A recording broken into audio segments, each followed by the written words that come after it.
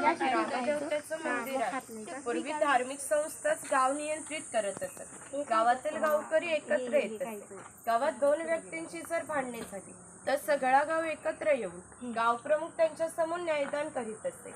तसेच गावातील सार्वजनिक कामे जशा पाखाड्या बांधणे, लाकडी साखव बांधणे ही कामे कोणी व कोठे करायची याविषयीचा निर्णय सुद्धा गावकरी येथेच बसून घेत असते. याचे वैशिष्ट्य म्हणजे जगभर अशी प्रथा आहे की प्रत्येक जाती धर्माचे लोक आपापल्या देवाकडे जातात व देवाचे दर्शन घेतात. आपण कोकणी माणसे सुद्धा वर्षभर देवळात जातो व देवाचे दर्शन घेतो.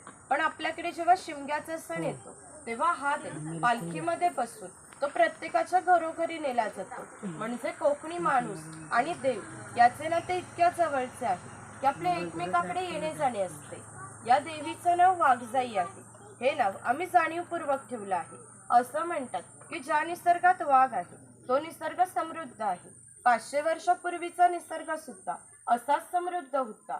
त्याला आमच्या भावविश्वामध्ये दैवत्वाचे स्थान आहे.